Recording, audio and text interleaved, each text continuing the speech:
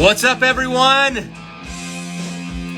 It's Punk Rock Talk, episode 20. How's everybody doing out there? Today, my guests are the Parasitix. You're listening to the Parasitix right now. This song is called Rise or Fall. It's on our Spotify playlist, Rebellion Noise 2022. If you're not following that playlist, you need to do that. Go to the Havoc Spotify page and scroll to the bottom. You'll see it there. Rebellion Noise 2022.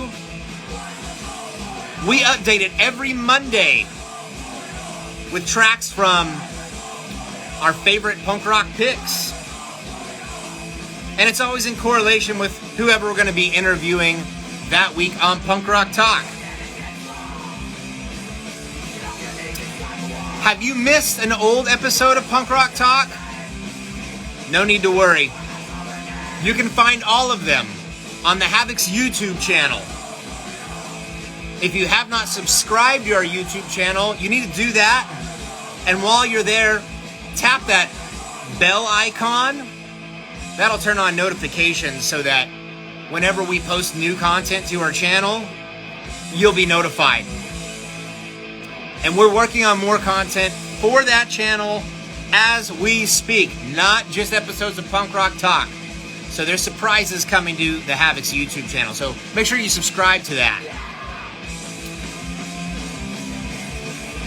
If you have questions during this episode of Punk Rock Talk for the Parasitix or myself, make sure you tap that question mark icon on your screen.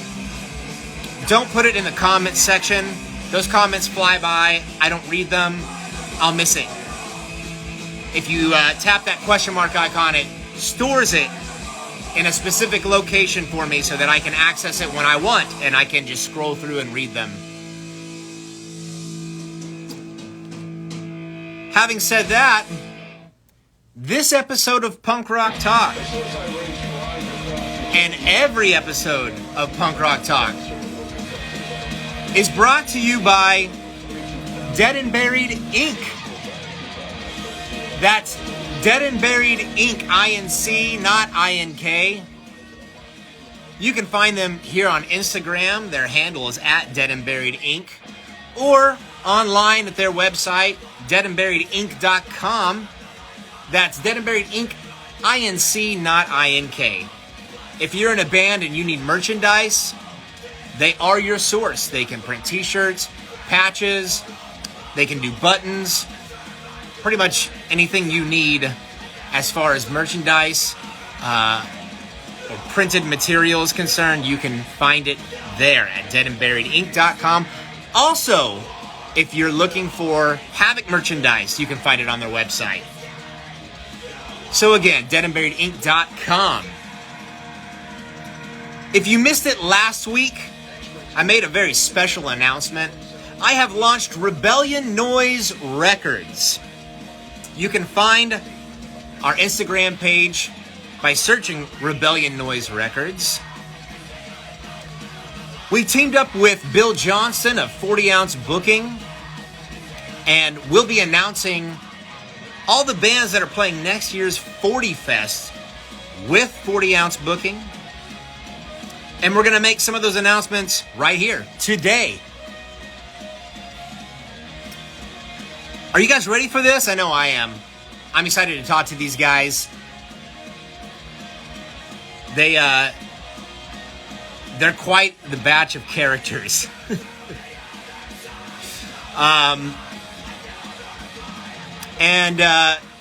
Before I get them on here, I'm going to send them the invite here in just a second.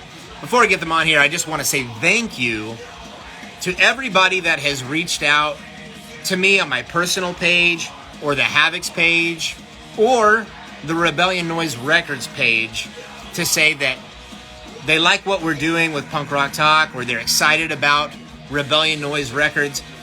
I really appreciate all of the support and the kind words. That's what this is about, guys. This scene is about unity. It's about us coming together, supporting each other, getting these bands out there for everyone in the scene to be aware of. And the Parasitix are definitely one of those bands you need to be aware of. So, having said that, let's go ahead and get those guys on here. I'm gonna send them the invitation now.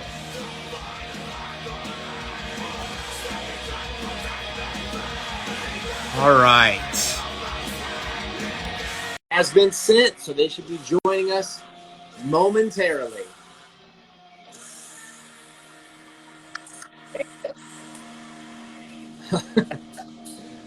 What's up, guys? Oh, that's not Aaron Miklow. I'm fucking out of here.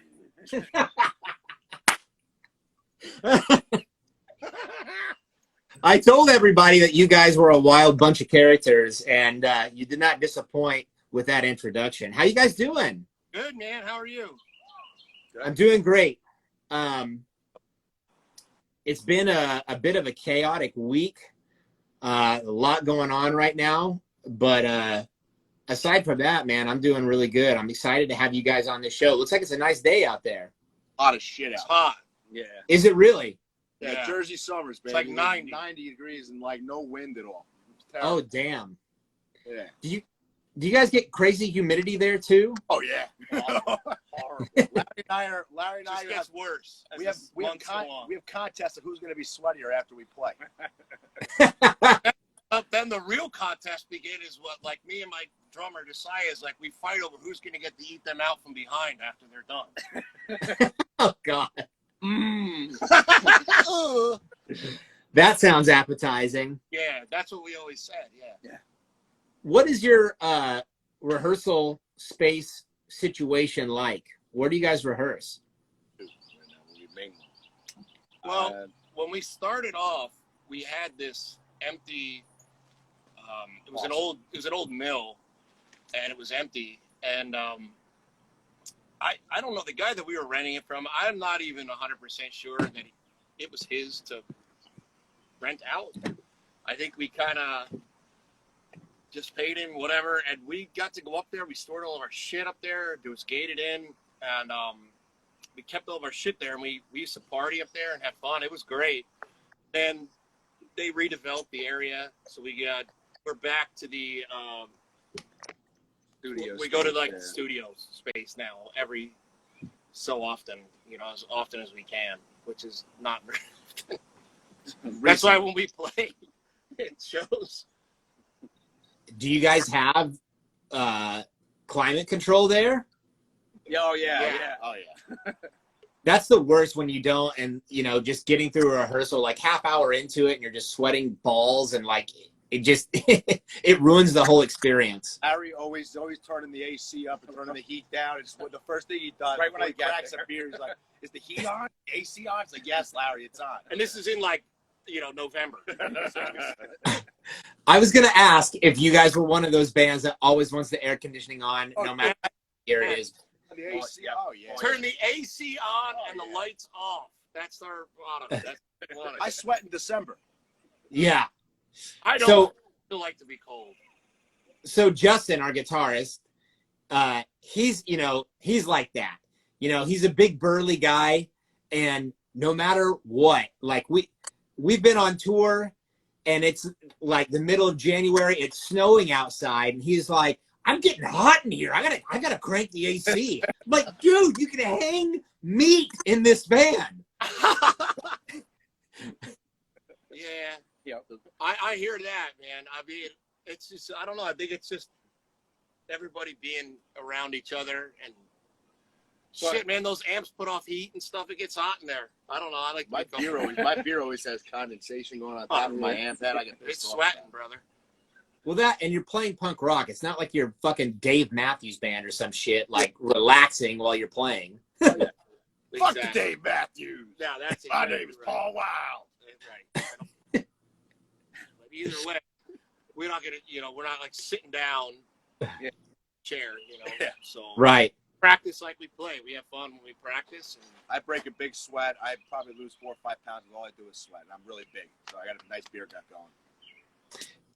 When you guys rehearse, do you stand exactly how you do when you play a show, like facing the audience and the drummer behind you, or you like do the circle?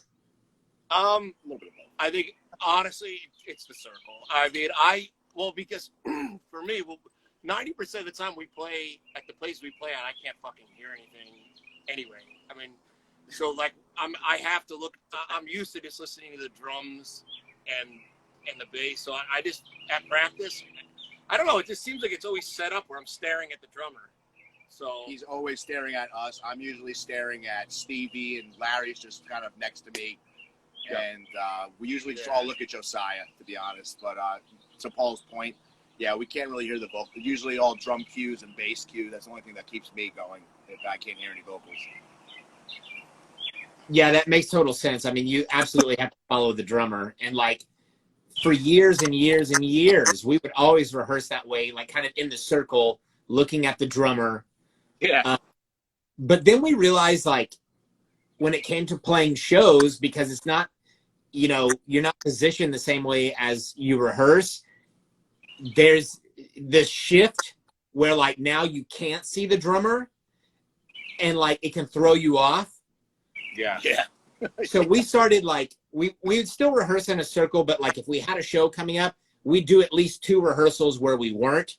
We'd rehearse like we were actually playing the show, because that way when we got there, it just felt like, okay, we're comfortable with that. Were you guys ever like, sorry, I'm going to spin the interview back. You guys like, how do I say it? Like, do you guys find yourselves when you play in a club like that where you get sloppy? Like where it's hard to stay tight? We have basically been like, I don't know. I feel like it's not one of our gigs if we don't fuck up somewhere. It's like a lot of Parasitix, unless there's a fuck up. And I don't really give a shit about it that much. And it's not because I don't care. It's just there's nothing I can really do about it. I mean, we try our best. Did we stop? So, yeah, I mean, it happens. No matter how much we rehearse, there's always, some kind of like blip or error or whatever. And a lot of times, I think we notice it, but other people don't. Yeah, exactly. That's what our drummer always says. He's like, nobody even heard it. Yeah, and I have a theory about that. Like, I think once you're actually at the show, the energy there that is, one, coming from you because your adrenaline is so high. Right. And then 2, like the audience being in front of you and like their energy being high, and if they're starting a pit or whatever, like your attention has shifted to what they're doing more so than what you're doing. Oh, absolutely.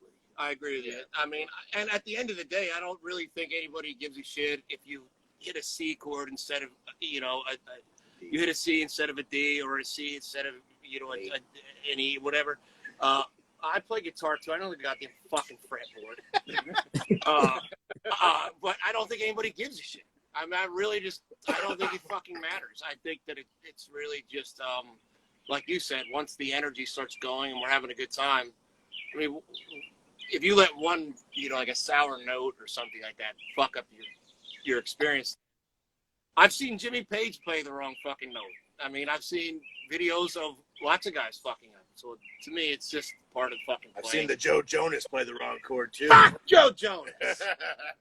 Well, I don't think that any musician is perfect or without fault when it comes to a live performance. I mean, we're all human. And like you said, you're up there and you're having a good time. And I think for punk rock especially, like that's the whole idea, is just to get up there and have a great time. Sure. And who gives a fuck? Like, it doesn't have to be perfection. It just needs to be honest. So did you watch Pistol? Did you watch the second? I did. I binge watched it. I think it was 2 weeks ago now. What'd you think of it? I had mixed feelings about it.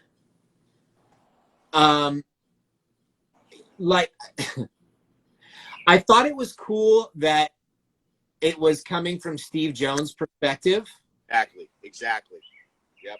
I really enjoyed that because a lot of that shit I wasn't aware of. Yeah, me. So I thought that was cool. I thought that whoever they put in charge of wardrobe for that show did a fantastic job replicating, what we've seen in all of those classic photos of the Pistols. Right. The casting, I thought was good, but I don't necessarily think that every person, exactly replicated who we know the Sex Pistols to be. There were a couple that really bugged me. First of all, I watched it and I loved it. My wife and I watched it. We both really we enjoyed it. Steve Jones was my favorite Sex Pistol. I had a good time watching it. I thought Johnny Rotten's character was like a caricature of him almost at sometimes, like his mannerisms stuff. Now, I know he's eccentric and wacky, but some of the shit was a little bit over the top, and Just trying too hard. yeah, a little bit. But overall, though, I really did enjoy it. I mean, it was cool to see it, that story out there. I liked it. I mean, I thought it was cool. Yeah, I agree with you. I wondered how accurate the portrayal of Johnny Rotten was, because it really seemed like there was not hardly any, moments where he was kind of shown in a good light at all. They made him look like a bitch a couple times. Like, he just was just a coward a couple times. Like, there was the times where he just didn't have any balls. Yeah.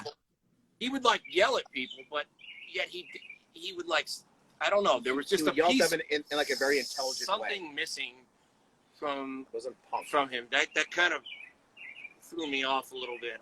I wasn't expecting that, but then again, he had no input in it. So if there's a situation where you come to in a creative process, well, let's blame it on the guy that's not here. He didn't have anything to do with it. And that doesn't even have to be from Steve Jones or Paul Cook or Glenn Matlock or any of them. It could have come from Danny Boyle, who directed it. Well, what are you going to do?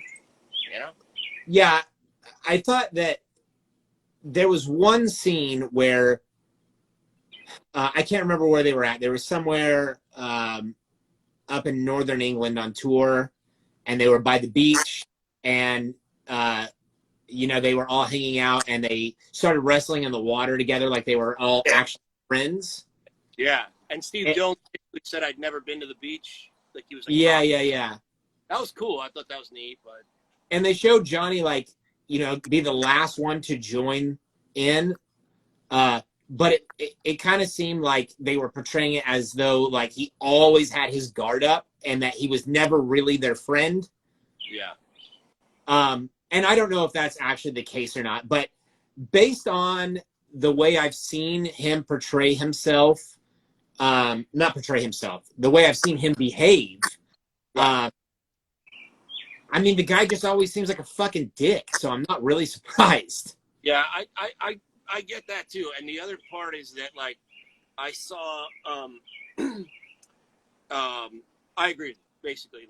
It's hard to it's hard to tell because we weren't there. Right. If that was but if you watch the interviews, the one thing that you could take away from that show and from anything you've ever heard from the Sex Pistols is all of them fucking hated they fucking hated Malcolm. They fucking hated that guy.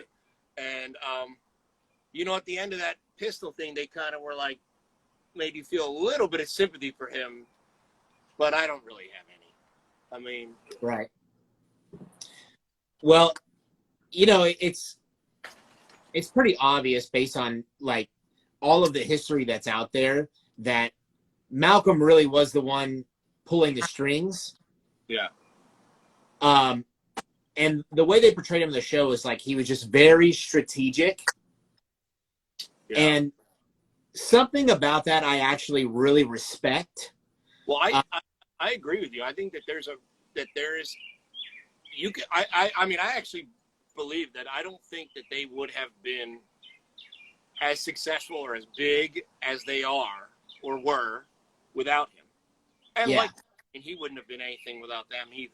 But like, I think that they needed, because some of the shit that he did, if what is in that show was true, I mean, it was pretty, he did some smart shit. Like he you know, he did some good things.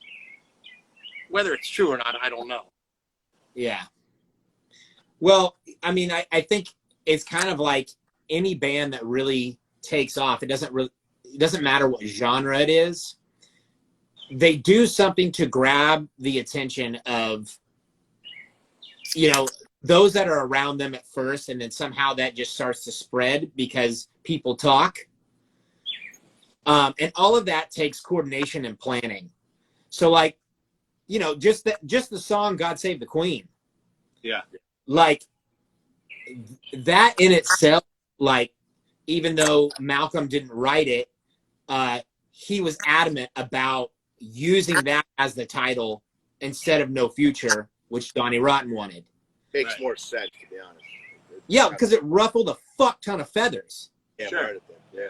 You know, and I just think that's fucking cool. You know, and we might have ever had that if they would have went with what Johnny Rotten did. You might not have ever had, you know, maybe the most classic image in the history of punk, which is, you know, the stamp of the Queen with the safety pin arrows. I mean, yeah, when you think of anything that you immediately think of, like, oh, that's there. It's like That is punk. You wouldn't have had it. I mean, there is. I do see his role in the band. Now, he's just scumbag. He's probably a piece of shit person. He's playing, but he probably had fucking problems just like the other guy. It's not like he was from Wall Street. He was running some fucking clothing store. You know, he was just like those guys. And at the end, you know, they say that they're like, you know, he's just like you guys. He's a broken, fucked up person, just like you. So, right. You know, I think he takes a lot of heat. He deserves a lot of it. But really, when you put people like that in a group, what the fuck, you know? Sometimes you get the Monkees, sometimes you get the Sex Pistols. I think the thing that I love the most about just that movement, the punk movement in general, and with how they portrayed it in the show, it's like Malcolm had a mission to take society and put a mirror up to it and be like, you're fucked up, and I'm going to turn it all upside down. Mm-hmm. You know, because so much of what is considered to be normal is actually really fucking unhealthy and stupid. Yeah, I agree with you. I think Vivian Westwood too, if you go by that show, she was doing that also. Yeah, absolutely. She was like making the shirts, like the Designer, right? shirts. Like people are still wearing those fucking shirts. I mean, yeah. Everybody's like, oh, this guy's a piece of shit. She's a piece of shit, but everybody still wears their fucking shirts. Okay, well, whatever. You know. Yeah, because they created something iconic. Yeah, of course, and it's what the fuck is that? A train? You have a small somebody on a fucking crotch rocket motorcycle. So this is my house. I hear this shit all the time. It's like a 30 or 40, and they're just like fucking dicks. It's like the trucks, man. I can't deal. I can't stand. Forget about it. I can't stand it. Yeah, that's the worst, man. I hate those. Oh God, forget it. They use Cheerios as glory holes. So I want to talk about a few things. It's been fun talking about Pistol, but I'd like to get to know you guys and kind of like the human side of you. I do this with every guest because I think it's super intriguing, but also important. It's a good way just for the audience to connect with who you guys are and what you're about. So could you guys tell me what got you into the punk scene? How old you were? What you were like as a kid? What your family life was like? You don't have to do like a super drawn out explanation of it, just kind of a nutshell, but it's cool to hear about that shit. Cool. Nick, you want to start? Sure. Who are you? I'm Larry. I'm the bass player. Hey! What's up, Larry? Doing. So I'm 39, and I started going to shows. I was like 14. So what's that, like 25 years? What got us into it? I don't really know. I mean, like, I've known this guy right here the whole time. It's definitely an us thing. Before Larry and I have been like a tag team since we went to everything we did together. So it's not like, So it's basically the same. I mean, we started, like, I don't know, we just wretched ones. We were, I mean, like, I don't know, middle school, like, into high school. Yeah, the wretched ones. The wretched ones. Like, we're from Jersey, so like wretched ones, blanks, casualties. Like that's what got us into it. I mean, of course, like I think we've probably agree that we both started like the Cali punk was like what first got us into it, and then we discovered like like street punk and that was it. I don't know, the UK bands, but also the more local bands like Blanks, Casualties, Wretched Ones, like those are the bands that we first started seeing live, and the rest is history. Is anyone going to change my diaper? He needs his diaper changed. But really, that's pretty much it in a nutshell. I mean, Larry is a big rock and roll fan. He Yeah. grew up, his dad plays guitar. he knows me. He fucking was this guy knows a lot about fucking rock and roll. I'm done. Don't let him bullshit you. Song comes on the fucking radio. He's the guy that you fucking ask. Yeah. He knows the fucking album, the band. He's the rock and roll guy. I love Pretty rock good. and roll too. Aaron's pretty good. Well, you guys have two He's different. really good at Hold it. on. You guys are like grandpa compared to me, okay? I mean, I don't know What? All right, you know what? So I'm 33. They're like 40. Right? Are you 39? 39. Close enough. You're around like 39. I have a different musical opinion personally, just because I grew up later in the scene. So I started in the punks when I was 12, in around 2002, 2001 era. And I remember this is actually one of the first shirts I ever bought that still somehow freaking fits me. I don't know how it does, but I remember buying it in 8th grade. It must have been. He must have been a little bit bigger. Definitely smaller back then, but what really did it for me was like the early street punk, like early 2000s, Unseen, the Casualties, the Virus. Like my first show was at a place called Club Chrome in South Amboy, New Jersey, which was like notorious for just being an absolute shit show. It was originally Club Benet. You know how I know he's old? He's called it before I knew it. And they used to call it that because when you walked in, they shot water up your asshole. That's the place.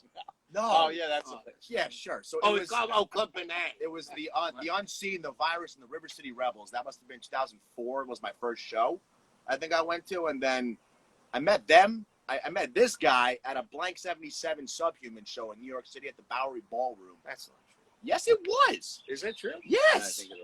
And then I'm like, we're playing ABC No Rio. I'm gonna. So I brought my wife there because she was also from the same town here, and then the rest is history. I started hanging out with the Parasitix in 2013, I think it was. Yeah, so it was around 2013, a year after they started. And I've been a fan of the band ever since. And then they asked me to play guitar for them about a year and some change ago. So it's been a cool experience, Yeah, very cool. You guys are old. Well, we're old, but like I grew up on like rock and roll stuff. Like I referenced the Monkees earlier. They were the first band that I ever remember listening to. I was like 5, 6. I had a tape that I got. Those songs are still fucking good. I mean, My mom played the Monkees. I mean, the Sex Pistols didn't cover Stepping Stone because it sucked. I mean, they had good fucking songs. I mean, they were written by Lou Diamond, Neil Diamond, not Lou Diamond Phillips. Black Sabbath's a big influence of mine. My mother played Paranoid all the time growing up. Yeah. You ever like Black Sabbath, Bob? You ever listen to Black Sabbath? No? Oh, of course. Yes. Of course. I The Havoc actually used to cover Paranoid live all the time. Oh God, it's a great album. Yeah, I mean, Great album. I love that shit. But like, I grew up on like rock and roll. I love rock and roll, and I think that's why I like a song. Like, I don't even care if there's like a lot of shit going on in the song. I just can't listen to like spoken word shit, like crass and shit. Like, that's not for me personally. It's just I think they have a couple of. I like a few of their songs, but I'm not like a crass fan. Well, we're not going down the crass Yeah, hole. we're We're not going down the crass hole. They have some great songs. I mean, The Business covered. What is it? and look where that got him. Do They Owe Us Fix a is Living? dead. He didn't cover it. He would still be alive. Really? Listen, either way. But yeah. Well, you got the Special Duties in the background. Yeah. Right. Favorite band. Bullshit crass. But But like I mean obviously like we love like all the like punk stuff, but we started going to CBGBs in the 90s, Larry and I. late. And we would tell our parents we were driving. So they used to have they started having these like concerts at like our high school. They had like they're called coffee houses. Yeah. And they would have like fucking bands play there. But I actually, you know what? Even before that, like the summer, our 8th grade year going into high school, this guy Walt, who's like a local legend up by us, this guy is the fucking man. He's been booking gigs for like, I mean, he's got to be going on 20. We've been going to gigs so 30 years. 35. His guitar player owns the 35 place years. we practice at, actually. So Yes. this guy's the fucking man. So he used to book gigs at this local roller rink by our house, and we started going. We'd have our parents take us and shit. So a lot of bands there. Then we started saying, "Oh, well, can you drop us off at?" We would just inch further and further away from home, and then finally we would just tell he got his license. He's 2 months older than me. He got his license, and we would be like, "Oh, well, yeah, we're going to the Villa roller rink," and we'd be at fucking CBGB's. Which is like, or ABC No Rio, and this was Yeah. the ABC No Rio in the fucking late 90s, early 2000s, where I don't know if you guys ever got the opportunity to play there, where it was Shakedown Street there. I mean, there was no fucking authority there at all. I mean, there was people Still wasn't 2013. shooting up. There was it was a people courtyard in the back. Yeah. I mean, it was fucking chaos in It there. was insane. Yeah. They had huge gigs there. Yeah. It was like a mini CBGB's, but it was, It was for certain It reasons. was an art gallery. Yeah. And they would have shows there. Have you ever heard of ABC No Rio? I've heard of it, yeah. Yeah. It Still- was it's like still a there. legendary place. Still there. I think they're redoing Yeah, it. it's there, but there. it's not the same. Like, they ask people to submit their lyrics before they play, and Oh shit. we Really? played there one time, Speaking of the Sex Pistols. and we played Bodies. We covered Bodies, right? That's a show I That was one of our that's the one I went earlier covers that we had in our set, and they were like, "Yeah, you guys can't play here anymore," and we're like, and they were like, "Oh, that song was triggered and offended people," and we were like, "Well, we don't want to fucking ever go there again anyway, man. So fuck you." Yeah, I've dealt with that before at a venue in Southern California, actually, House of Blues Anaheim. They used to do a lot of really cool shows there for local bands. And it was cool because like a lot of the venues there, like they would require you to sell tickets and shit. Pay to play. I don't do the Yeah, I hate that shit too. But a lot of times we would play there and we didn't have to sell tickets. But like some of our friends' bands got banned from playing there because of their lyrics or whatever. It's just crazy. And you couldn't flyer there either after the shows. But it kind of made sense because it was at downtown Disney. So because it was on Disney property, like, What?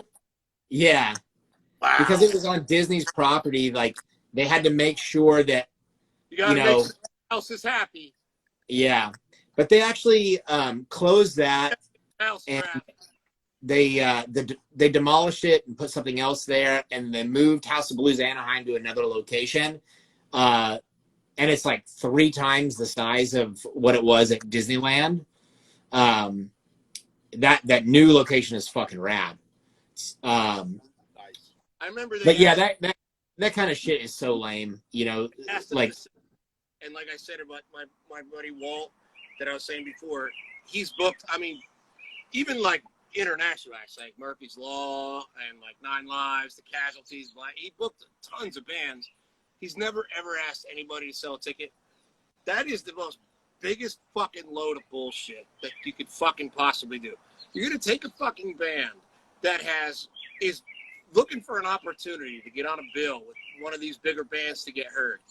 And you're gonna be like, well, we need you to sell 50 tickets. These guys sell 50 tickets. But then what the fuck are you paying the headliner for? Yeah. If they can't put enough people in the fucking room, then maybe they should either not be headlining or they should ask for less fucking money. We had asked to do a pay-to-play show this I past will summer, never remember? do it. I don't give a fuck. I don't give a fuck who What is was it playing. for? You can Murphy's dig up Law. any fucking band. I'm not paying to play. We played with the Casualties one time years ago, and this has nothing to do with them. But we played at this bar in New Jersey. It's the bar. And the bar was like, yeah, if you want to play with them, you have to sell tickets. So they gave me this envelope full of tickets. Yeah, fuck that championships and Trent. And they were like, oh, here's these tickets. You guys got to sell these tickets. And I'm like, okay. So we showed back up to play. And she's like, all right, I'm going to need your tickets and money. And I gave her the envelope back. And it was the fucking tickets that she gave me. And she's like, what the fuck is this? Like, give me an attitude. And I go, that's your tickets. It was on a Friday, and we opened the gig, and it was at like 5 p.m. Yeah. And we live like over an hour away. It's like how could we get people there? And we tried to tell them that before, and they're like, I barely fucking. And then they were pissed, but what do you want us to do? Like, yeah, that shit is really common practice in the metal scene, which I have a lot of experience with that, unfortunately. But the really fucked up thing is a lot of those tours that you see for any of those, metal bands, the bands that are on tour with them, they're buying onto that tour. Yeah. That's disgusting. It sucks, man. Bands shelling out thousands of dollars to be on those tours, hoping that they can make it back in their merch sales. And a lot of times they don't. Well, you know damn well that's never going to happen. I mean, there's just no way. I mean, there's no way. And I just find that reprehensible. It's not necessary. It really isn't. It's really not. Either the headliner band has to be good enough to draw a crowd, or you're not. If you're a headlining band, which means you're bearing the weight of a tour on your back. Now, I know that's a lot of responsibility, but I'm saying you can't say, I can do it, we're the headliners, but you're not doing any of the fucking work. All you are is on the fucking marquee. Every other band underneath you is doing all the fucking work. That's disgusting. That's not fucking right. That is like sweatshop labor. That's like Phil Knight being like, I can do it, I can do Nike, but you're not building the fucking shoes. Like, yeah, a lot of those headliner bands, they rely on those opening bands to buy on so that they can cover all of their costs. Yeah. So they're not worried about going into the hole at all, and like they'll get that, the buy on from the bands before the tour even starts, and they'll use that money to secure a tour bus and a driver and print more merchandise and whatever the fuck else. But in turn, then they have more merch, they sell more merch. It's just, that's greed. Yeah, totally is. Pay around, because if not, get in a fucking van like the rest of the vans. Right. If you're fucking, AC/DC, you can fly wherever the fuck you want because you're gonna play a gig and sell, however $100,000 worth of T-shirts. Sell the place out. Right. Place out. You don't need anybody else. You can put whoever the fuck else you want. Hey, on that note, I have to ask this because AC/DC is one of my favorite bands of all time. Have either Young's one of my favorite guitar players. Favorite band. fucking love them, dude. Have any of you guys seen them live before? Nice. The How many loudest I ever been to. I saw them in '94. That's a heel. We were at Fuck, the very that's awesome. row of Giant Stadium. I remember it was 2015, right before Malcolm died. So I got to see him with Malcolm. Thank God. We were at the very, very top, like row of Giant Stadium. I'll never forget it. My buddy was so drunk he fell down the whole row of stairs. He just ran back up, and we gave him his beer back as I grabbed his beer from him. I don't know how I did it. So I have cat-like reflexes, and he came right back. You don't want to take some of these in? I saw them in '94 and 2005. They're my favorite band. Besides the Exploited, period. They're my. That's it. If I was on and even then, if I'm on a deserted island, if I could get one catalog of music, it'd be a tough call. I'm all hair. I love my '80s hair metal. To be honest with you, I've seen more hair metal bands than most like people that are like my age in that era. Yeah, it's crazy, and I have some pretty crazy stories with like bands like Pretty Boy Floyd. Oh my God. Faster Pussycat. You should have seen the time I walked in on him '69ing Pretty Boy Floyd. Why you gotta bring that up, man? Come on. That was fucking crazy. But no, like it's a lot of the OG bands that I personally like. My playing style is I'm very influenced by Faster Pussycat, and Ace was actually the original guitar player of Cheap Sex. I don't know if you guys I don't know if anyone knew that. Yeah, I know that. I love that band. They Take Me Down. Can we get back to AC/DC here? What's wrong with Faster Pussycat? I don't know. I just love AC/DC. All right, yeah. Actually, I have a question about that '94 performance. Was Chris Slade on drums? Man, I was only, let's see, I was 11 94? years old. I'd 94? have to go back and look. Yeah. Yeah, because I think that's when he was playing with them, because if I'm not mistaken, that might have been the same year that they did that huge Monsters of Rock festival. My dad took me to see them in '94. And after that, I saw them again. I think it was 2000, and I still have the shirt.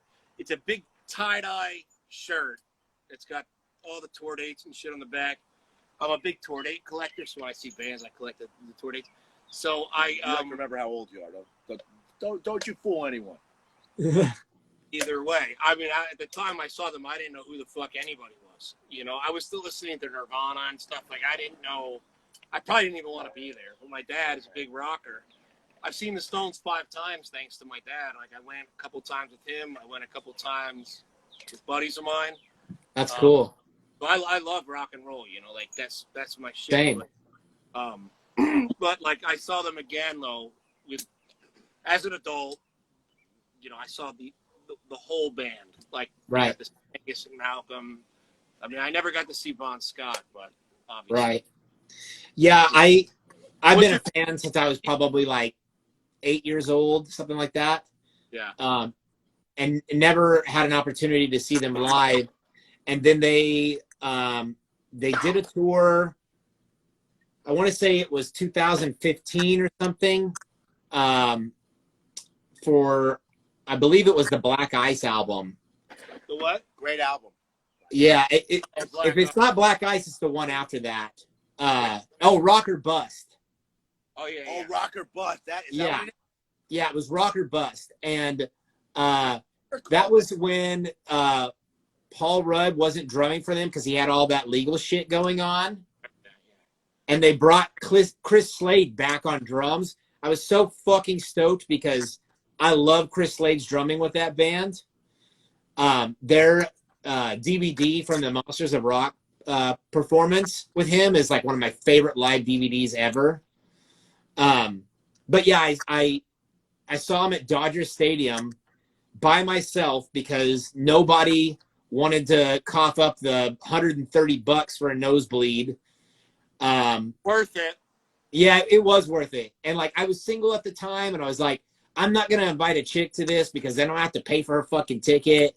Like, I'm just gonna go by myself and enjoy the fuck out of it. And I did. It was so cool. That's awesome. Yeah. What's your favorite AC/DC song? I'll give you 2. I think it's. If they're your favorite, fine. Then you get to pick 2.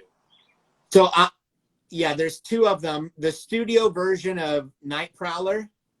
That's good. Yeah. Wow. I fucking love that song. Yeah. And the live version of Hell Ain't a Bad Place to Be from the If You Want Blood, You Got It live record. Those two easily. So my two favorite, if you want blood, you've got it, is killer song. I've wanted to cover it forever. So nobody better fucking steal my fucking idea. We haven't gotten to it. Covering it? We haven't gotten to it yet, but I want to. And I'm a huge Bon Scott fan. So Me too.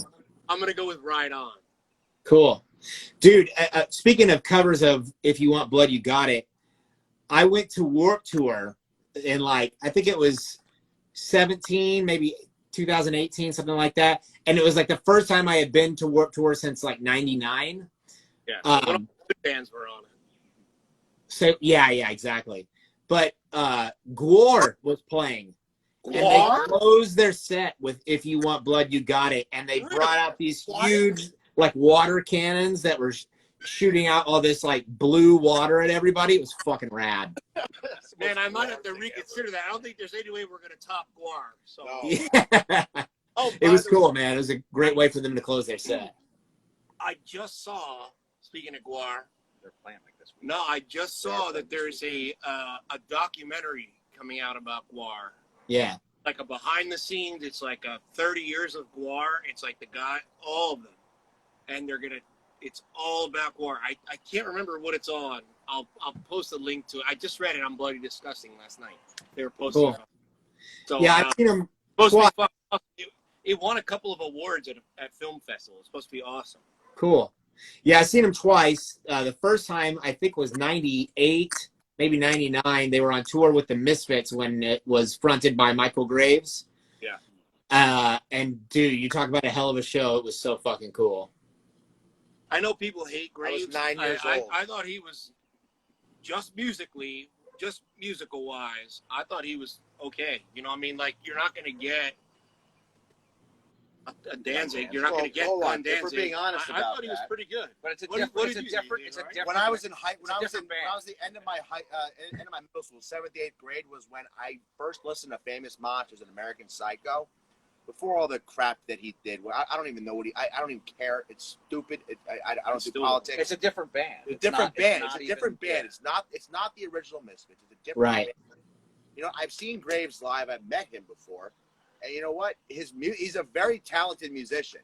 You know, his other shit he does, that's questionable, obviously. But it's I'm just saying, if you listen to his music, it's better than listening to fucking Sherry Only sing. Well, there is no denying that both of those Misfits records that he's on, the vocals are fucking stellar. They're I agree. great. I agree. That was my point. So Yeah.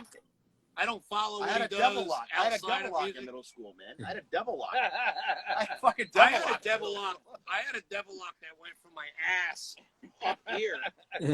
But I used to pull it out if chicks would think Yeah, it was my dick. I always shave my pubes into a devil lock. Me too. You guys are fucking weird. Okay, guys. So we got a little bit of a late start. So I'm going to push this a little later than usual. Man, Jason.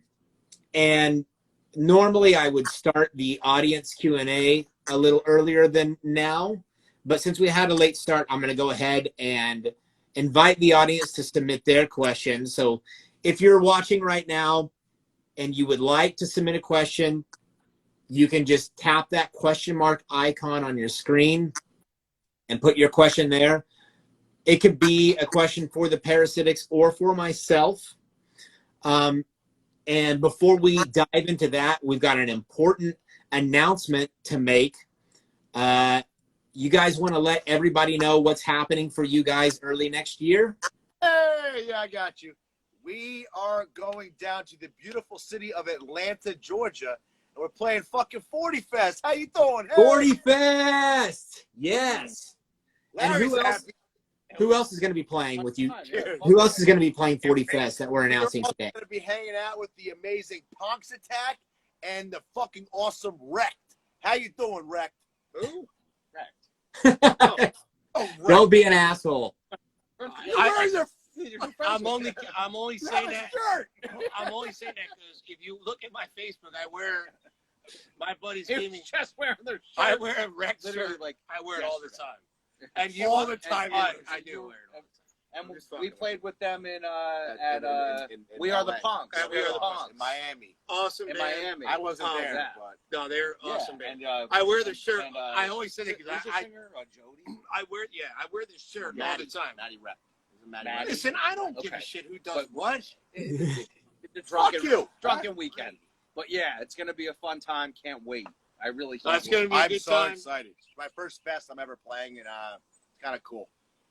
Yeah, it's going to be a great time. Are you guys Nope. playing? To be announced. Wow. You're such a dick. How would I know? Put him I on don't the know. spot. I don't know. Yeah. I just found out we're having a conversation. You just found out we're playing. Yeah, 40 Fest is going to be badass. I'm so excited, dude. You have no idea. You have no idea how excited I am. It's going to be a lot of fun. For everyone in the audience that's watching right now, we're going to be announcing the bands that are playing 40 Fest each week here on Punk Rock Talk before they're announced anyplace else. So you want to make sure that you tune in here. And after we make the announcements here, you can see the flyers for that on 40 Ounce Booking Instagram, as well as Rebellion Noise Records. And on that topic, we are in the middle of putting together a compilation right now with all the bands that are going to be on 40 Fest next year. That is most likely going to be the first release for Rebellion Noise Records. So we'll keep you guys posted on that. Let's get into this Q&A with the audience. I have a question first. Yeah, go ahead. Did you know Oh, God. that Uriah Heap, Mott the Hoople, he said who? You got to get to Google it. Mott the Hoople and Jethro Tull were all named after Charles Dickens characters. I did not know that. Wow. That You is didn't- a great trivia question. I did not know that. I just found out. I know who Mott the Hoof was. I was a fucking band. I just thought I'd share it before we got to the questions. You know what all those band names have in common? They're 2 words. They all suck. They all- You are out of your fucking mind. Uriah Heap is fucking awesome. I don't give a shit. I listen. Hey, man, to each his own. I think it sucks. My uncle used to play Mott the Hoople on our rides to. I fucking love Mott the Hoople. We used to go to. I like Devils Uriah games. Heap. No, we used to go to Devils games as kids all the time. I went to the Stanley Cup when the last time the Devils were in the playoffs. What I the remember. fuck is that? You're a big. What? We talk. Come on. All right. We used to listen to Mott the Hoople all the time in the car, and I'm just like, who the fuck is this band? And then someone finally told me who it was. I don't know who the freaking names were. Oh, I'm not that I'm old. just saying, if I met anyone from one of those bands before they were famous, and I was having a conversation with them, and they told me that they were in a band, and I was like, "Oh, cool, what's your band's name?" And they were like, "Jethro Tull." I'd be like, "That fucking sucks. That's a stupid name. I hate your band's name. You might be good musicians and a cool band, I'm but your probably band not sucks." like you either. My mother would slap you across the face. You're right. They are. I will give it to you. They are 3 of the worst, terrible band. Terrible band. Okay, They still Let's- don't go worse than that. Let's do the questions. yeah, let's do that. The first question comes from, I think that's CJ760. It says, favorite venue to play, open still or closed now? Open still or closed? Anywhere in Philly. Connie's. Connie, Rest in peace, Connie. I never played there. I went there a lot. Connie's Rick Rack. In I had fun Philadelphia. playing at JR's. I know There was a place that's a called hot button in Philly, but I had fun playing there. JR's Bar in Philly. Philly's was a like our great second place. home. We love Philly. And then we can't Brooklyn, like the Grand Victory. I missed That that was place fucking awesome. so much. No longer there. Spencer from the Craze used to book us there a lot. Yeah. And it was He's still. those places got knocked down. And right across the street was what was it called? The Trash bar. The trash bar. Trash bar. Trash bar. So We fit right in. Also no longer there. My Great favorite place, though, that I played before I joined these guys was the Knitting Factory when it was in Tribeca, not in Brooklyn. And the reason I love that place is that was actually my first New York City punk show I ever went to. It was the Casualties, the On the Frontline tour. It was Monster Squad, Lower Class Brats, and the Casualties. I was like a kid in a candy store, singing Lower Class Brats up front with Bones. I met Bones for the first time, and I met him a second time. I got my tooth knocked out at a show. He tells us all about it, and guess All what? right. He makes no bones about it. Oh God. Fuck you. Next question. Where's my buddy Ani Fuck Guy? My next question for you guys is, what's the worst venue you've played? Oh God. ABC No Rio. It was the best and the worst. Okay, next question comes from our friend Jay Clank 77. He says, Yes, does sir. Paul still have a devil lock? Yes. I do. If you want, has he ever seen Punkin Disorderly? Because you remember when the Anti-Nowhere League did So What? I can stick my devil lock up my ass if he wants to see it. I'll show him my rat tail. You Yes, you I asked do. a second ago, where's one fuck guy? Yeah, that's my funny fuck guy. He did put in the question section. Let's see, let me pull it up here. He's from Indonesia, I think. Yeah.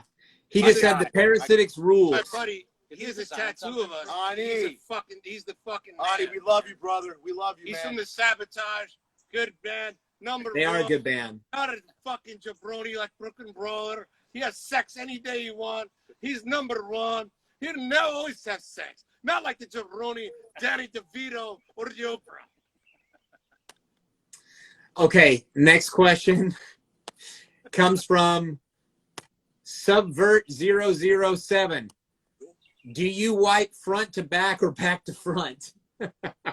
Oh wow! However you want to floss it, baby. I do front to back personally, It depends on the day. and I stand up. I do front to back so I don't get any shit in my pussy.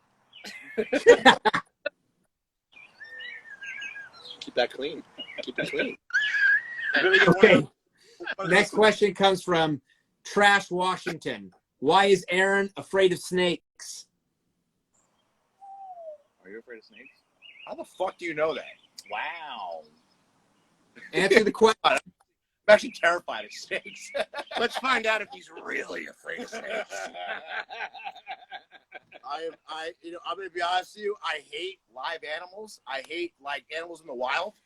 You hate them living. No, I hate wild animals. They fucking suck. You know what the fuck they're gonna do to you? It's their world. I'm We gonna live- find this. we just I own their- this damn their property. world. We're just Fuck living. out of here. I own this damn property. Yeah? Get the fuck off my property. Fucking snakes. Let me tell you something. Snakes know what the fuck they're Off my gonna do. property. Let me tell you something. I lived in Arizona. I went to school in Arizona, and I saw a rattlesnake. He's a snake in the grass. No, what? A fucking rattlesnake almost fucking bit my ass once. I was so drunk in the middle of the desert. I remember, I'll never forget it. A fucking rattlesnake came right up to us, and we ran so fucking fast. I've never seen a rattlesnake before. So I'm like, I don't know what the fuck I'm doing. I'm from Jersey. There's no rattlesnakes here. Yes, there are. Where? Dude, this is a garden state. There's Got rattlesnakes copperheads. everywhere. Got copperheads. There's copperheads. All right, next question. This guy. Next question comes from Misfit3313. Are we getting a new album anytime soon? And will it be titled Wild Animals? Yes. Don't you tempt me with a good time. Okay, so that's a great question. It is a good question. We're working on yes. So we were originally gonna put out like a new 4 songs, and you know what? Fuck it, we're gonna go for the whole 9, man. We're gonna put another album together. It's in the works. We have some good songs. We have a few songs that are they're killer. I'm telling you, if you liked the stuff from before, Well, Paul wrote a good amount of the songs. So did Larry. put so it did right back Stevie, on the same you know. fucking album. It's gonna be really Expect good. the same Parasitix sound Yeah. you've been hearing for the last 10 years. This isn't gonna be like a fucking MXPX or the AF5 Brony where they go from good to bad. It's not gonna be that. We're gonna stay right down the fucking line.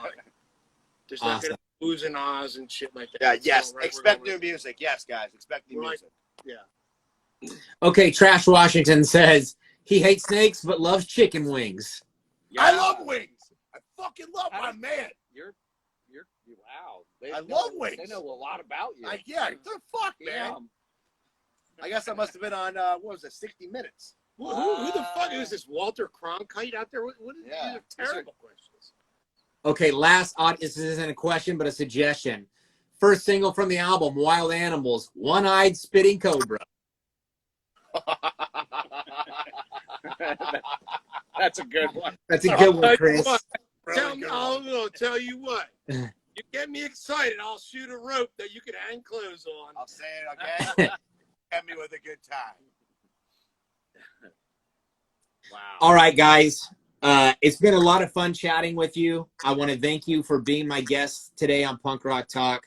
Before I let you go, do you have any shout-outs? Anybody that you want to mention right now?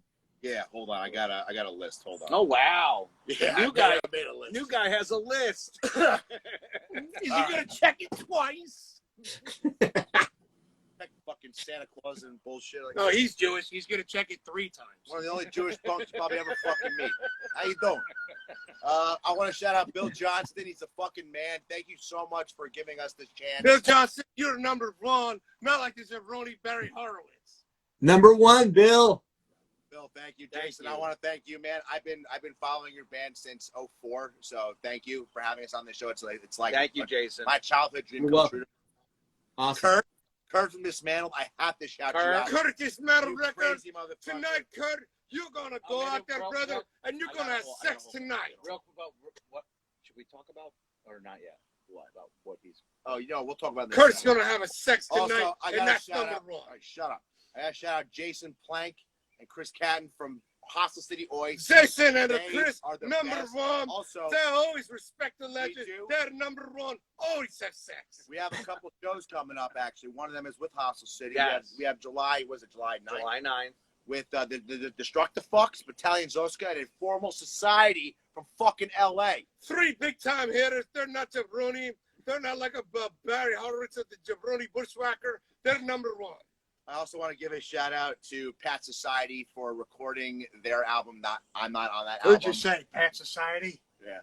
Did you say Pat from Violent Society? Yes, I did. You said Pat. Yes, I did. You talk about Pat from Violent Society? Yes, I did. Pat's number 1. Pat- I'll give you number 1 like this. Yeah. He's going to have a cold beer. Yeah. He might have 2 beers. What? He might even have 3 beers. What? He might have a shot of whiskey, What? a tequila, What? a Bloody Mary. What? And boy, if I tell you, he All might right, even shut have a vodka. All right, hold on. Otherwise, I I'm got going one, to whiskey. one more shout out. And Jason Dennis from I'm Done, who is also guitar. He plays guitar for the band that Walt is in, who we were talking about earlier. So He has Jason been- Dennis, you're number 1. You're big-time number 1. You're on the studio at the town center. You're number 1. And not that jabroni, Brian Blair, or Hulk Hogan. You're number 1. Gotta give a shout out to Jason, and that's all I got. And what do you got left? I have nothing. Oh yeah, we also are playing with the infamous Head Wound on August 6th Yes. in New Jersey. New Jersey. Head Very Wound. cool. And New Jersey. Oh, and Classic US with- Chaos.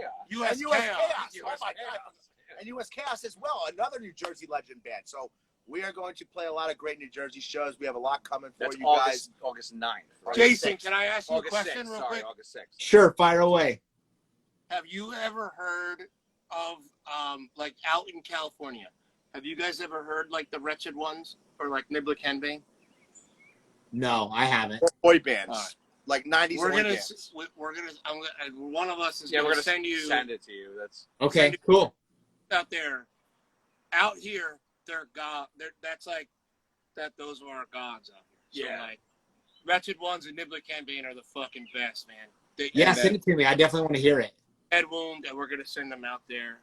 Last Yeah. shout out, I want to thank these two for giving me a chance with these guys because, like I said, I've been a fan of this band for, I think I joined, 2021 I joined, and I've been a fan since 2013, and it's kind of cool to play with a band. I feel like Marky Mark in Rockstar in a sense, where you like know all the shit by them, and I'm like playing with them now, and it's like, it's cool, man. He's It's- a great guitar player. So he, honestly, he fits I love right these in. guys. These guys are two of my best friends. I If love he, them if he so could much. tolerate the horrible shit that we say and the nasty sense of humor we have, then he fits right the fuck in. It's good.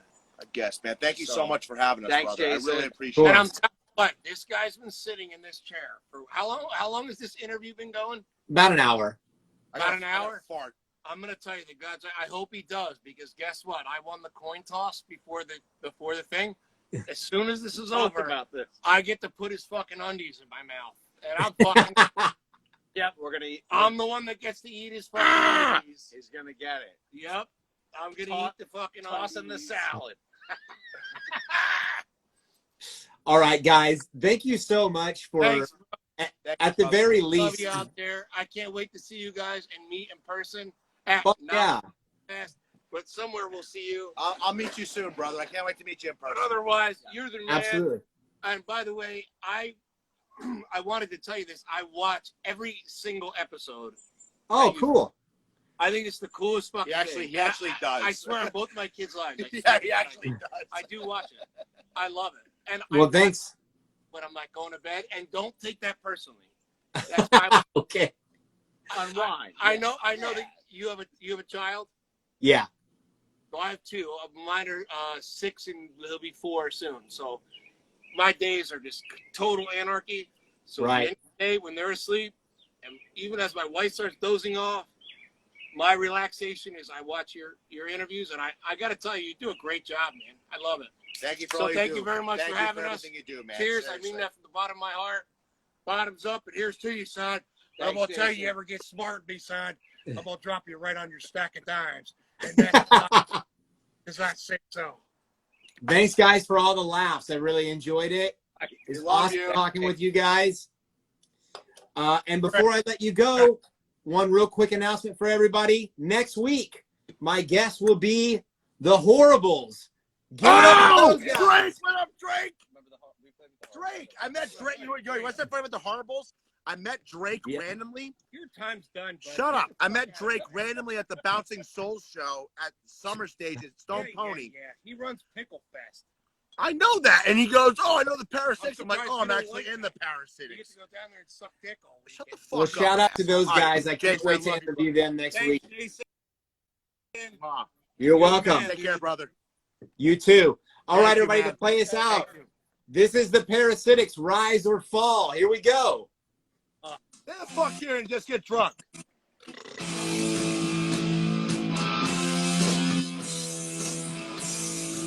Yeah, I wrote this. So what?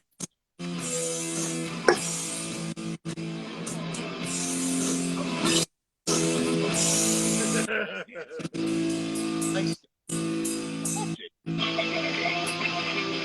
Yeah, my arm hurt after recording this. I'm gonna have to be the one that plays it.